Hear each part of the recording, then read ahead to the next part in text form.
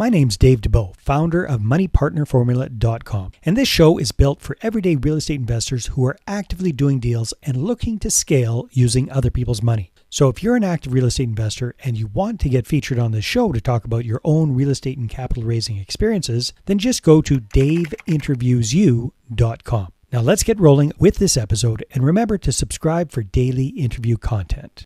Hey folks, welcome back.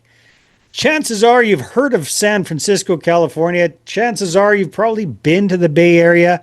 And if not, you've wanted to go. You should. It's one of the most beautiful cities in the world, in my opinion, anyhow. And our special guest today, Dave Saxe, is in San Francisco. He invests in San Francisco. He does multifamily in San Francisco. And for a long time, that was a tough gig because it was one of the most expensive markets in North America. But Dave thinks things are finally turning around. So Dave Saxe, welcome to the show. Thanks for having me. Excited to be here. Hey man, so give us a little overview, a 30,000 foot perspective of Calvera Partners. What do you guys do? How long have you been doing it? What does the portfolio currently look like? Just kind of explain to us what it is. Yeah, so we're value add multifamily investors. We're based here in the Bay Area. I have one partner actually based in Minneapolis as well. So we have someone centrally located. We founded Calvera in 2010, and we have grown to a portfolio of about 12 or 1,300 units. Some of that has been sold. We got our start buying small deals in Silicon Valley. During the pandemic, we pivoted to value add multifamily deals in the Sun Belt. And then, as you mentioned, we're seeing the opportunity come soaring back here in the Bay Area. So we have a deal actually coincidentally under contract in Silicon Valley right now. Congratulations. All right.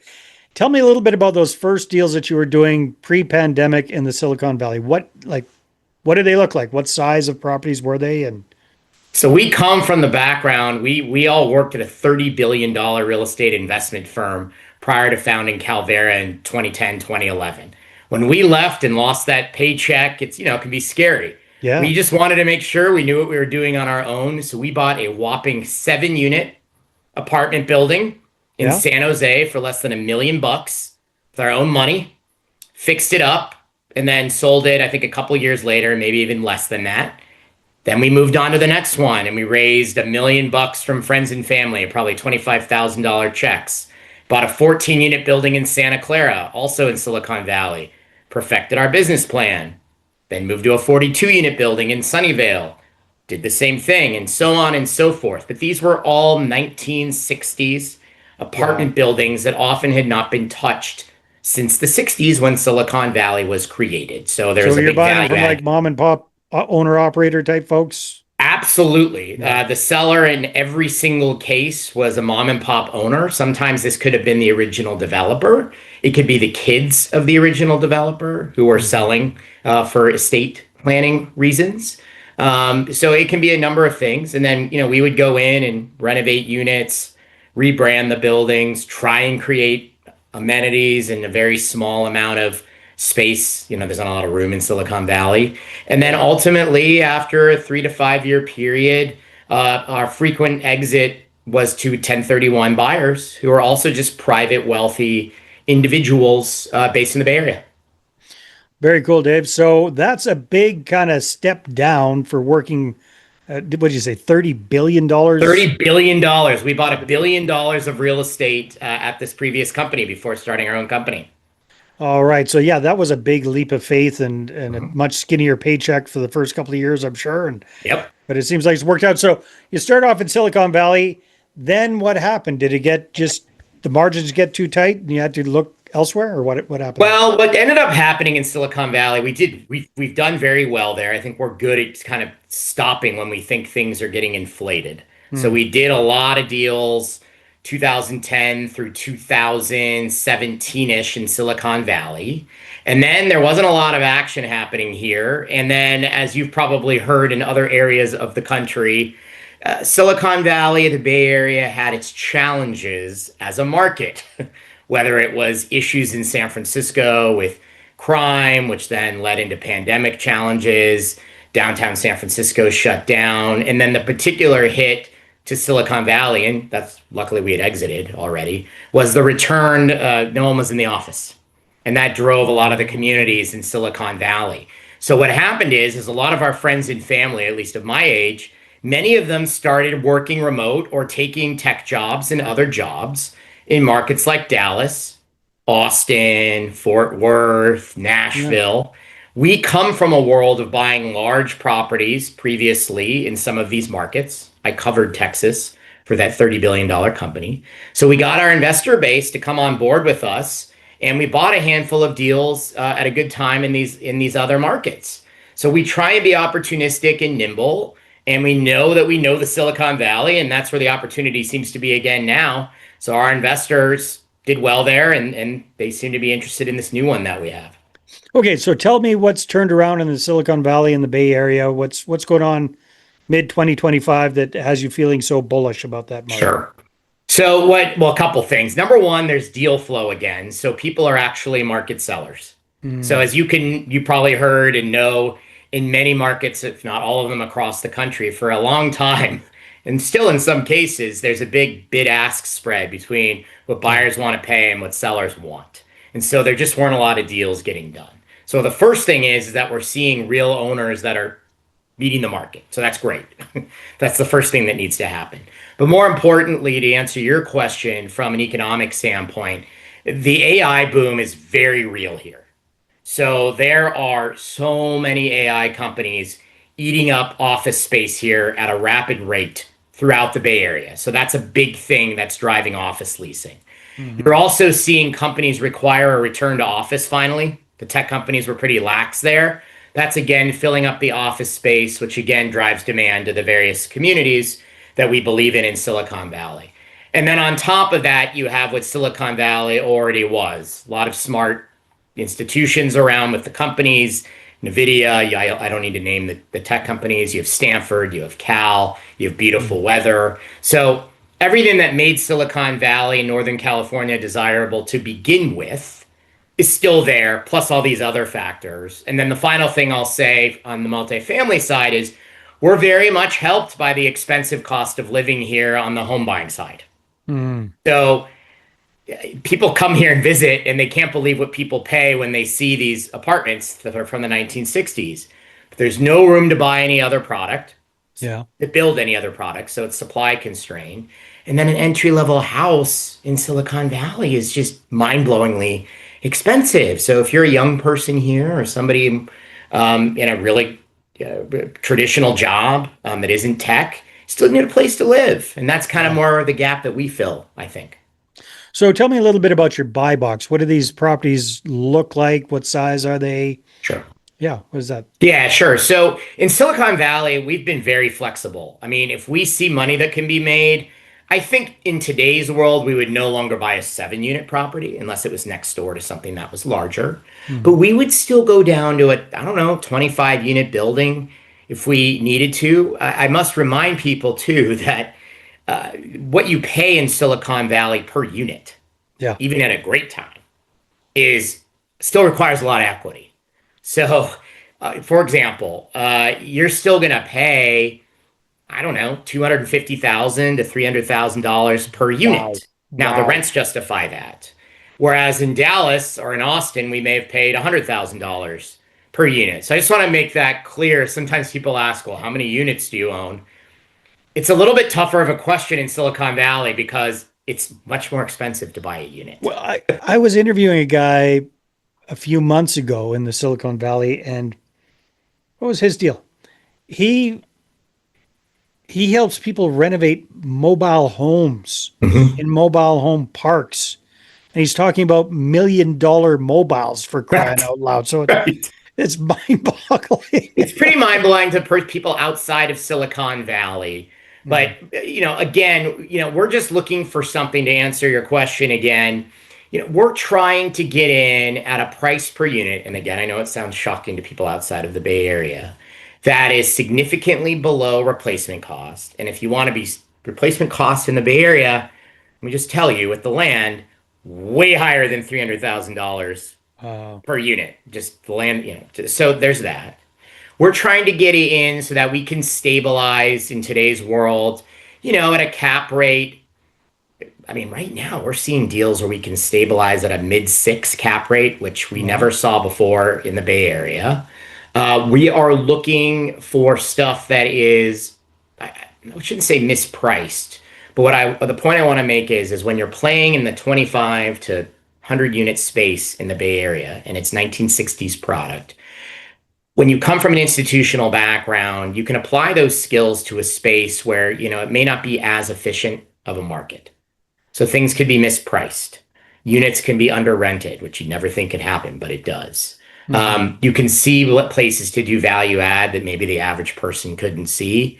And you're often competing against individual buyers that aren't from our background versus if I was buying 300 units in Nashville that was just built, every private equity firm on planet Earth is going to bid against me. And the odds an extra dollar is going to be left on the table are a lot lower. So that's what we're kind of excited. Couple of questions coming to mind here, Dave. So first things first, so the project you're looking at right now, is it also a value add as a 60s vintage? And if so, what are you planning to do to boost up the value of the property? Sure, yeah. So it's an 88 unit project in a neighborhood called Willow Glen, which is a very nice residential pocket of San Jose. Just for homes in Willow Glen sell for $2 million as a starting point. Our 1960s building, and this is going to shock some people outside, but for a 1960s partially renovated, if renovated unit, well-kept property, by the way, but it's still a 1960s building. It's dated, yeah. It's dated. Yeah. You're going to get, and it looks really nice. Landscaping is great. I was just there last week. So this is a very nice community and nice building. You're going to have starting rents there at $3,000. Wow. For a two-bedroom, one-bedroom? For a two-bedroom, and these are larger 1960s two-bedrooms, 750 square feet, which is large for that vintage. Yeah. It has a pool. Again, beautiful neighborhood that you'd want to live in for sure. To answer your question on the value add, we're looking at a number of things. This is going to sound a little bit counterintuitive, but in today's California world of regulation and the crazy insurance environment that we operate in, there's a lot of value add that needs to be done simply to do things that the municipalities are going to require you to do, if not the insurance companies. And if you don't do them, you're going to have insurance issues and not be able to sell the property on the other end. Okay. So that is upgrading the electrical. That is, if there's any seismic issues, upgrading for that, and addressing some other deferred maintenance just to bring the property up so that you can sell it better on the other end. And many owners who may have owned and operated these things, if not built them for decades, at their age, they don't have and I get it, they don't want to deal with any of this stuff. So they're happy to sell to us to do that. Are they having a hard time getting insured? So I wouldn't say that they're having a hard time getting insured, because oftentimes the original owners or developers of these things own these with zero debt. So I'm not worried about them at all, trust me. But to put this in perspective for you, when we bought a 1960s building in 2011 in Sunnyvale in the heart of Silicon Valley, the insurance cost per unit, it's been a long time, but call it $300 a unit. That now, for the same vintage in a better neighborhood in Silicon Valley, the quotes we're getting are $1,600 per unit. Oof. Now, this we're seeing everywhere around the country, but that's going to put a dent in folks that going to force them to sell to us because they can't stomach that increase. Along with inflation on the expense side, what was downward pressure on rents for 5 years, crazy interest rates. We're now seeing those people that are willing to to sell and said they kind of just have enough. So we'll do that value add. Plus, we'll experiment potentially renovating some units, because what you want to do, you're not going to want to renovate all the 1960s units, but you're going to want to prove out a case for the next person. So for example, we may have an engineer out there today saying, could we put a washer dryer somewhere, hardwood flooring, granite countertops? Do you want to pop in some new windows to make it look better on the outside? The landscaping's already great. So I don't know, I'm making, that stuff's all real, but there's plenty of stuff you can do to get creative here. What's the exit strategy for you guys? Yeah, so the exit strategy on this one, and what we kind of like about the inefficient market, is as follows. It's being marketed or was marketed as one 88 unit building, even though it's really three approximately 30 unit buildings. Mm-hmm. So what we've seen from buying and selling this stuff is in addition to our value add work, what we'll do that's necessary. The exit here is to sell them individually because that opens up individual buyers rather than paying $26 million for or whatever it is for 88 units. There's way more buyers, tech folks, that can buy one 30 unit building. And they're often in 1031 exchanges. And so we found that they'll pay a little bit more. So that's would be the strategy here. It's a fairly liquid market here in Silicon Valley because of all the wealth when you go down to that 30 unit level. But yeah, it takes a certain person to understand the product, be comfortable with 1960s. It's not for everybody. Yeah, definitely. So speaking of buying and selling, what do you guys do capital wise, besides the bank financing to purchase these properties? Do you syndicate? Do you raise capital? What do you typically do? So we're at an interesting point in our company. We clearly come from the institutional world of $2 billion funds. It's not this. So when we left, we just kind of went for it, and we have gone the friends and family route. We started our company with 3 intros from a couple family members. I wanted more, didn't get them. They said, you go do this yourself. And we've turned those 3 with our own networking to about a couple hundred plus of friends and family. And those are, unique kind of investment entities, investors, a lot of trusts. Average check size. I mean, when we started, I was raising $25,000 checks from business school classmates. I'd say the average check size now, entry point, can be anywhere from a lot of hundreds to some that are 200 to 250. It really just depends. But, entry level, if they're younger-ish, 100K.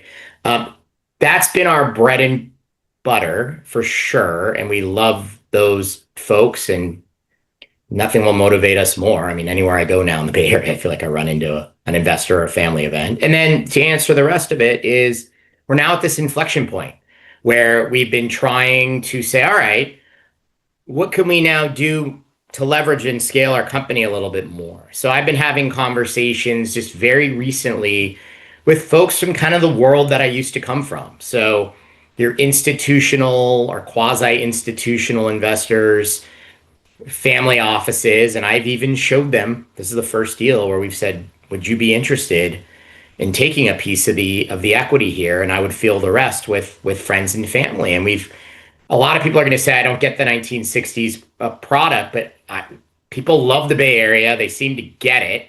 And I've had institutions the name that have taken a hard look at this. And we had a group fly out last week to take a look at it. So, we're on the right track there. And if we don't get that, we would just hustle and continue to backfill the rest of it with our friends and family. Network. Yeah, makes sense. Well, that's awesome, Dave. So congratulations on getting back into your local market and finding deals. No, that is staying close to home. Exciting. Wonderful. I'm sure there's going to be some folks that are interested in connecting with you. If so, what's the best place for them to do that? CalveraPartners.com, and there's plenty of ways to reach out to us there and sign up for our newsletter there. Awesome, Dave. Thanks very much for being on the show. That's been fun. Loved it. Thanks for having me. All right, everybody, take care. We will see you on the next one. Hey there, I really hope you enjoyed that episode. And as always, if you want to listen to more daily interview content, make sure you subscribe. And if you're an active real estate investor and you're doing deals and you'd like to get featured on this show, then just head over to daveinterviewsyou.com.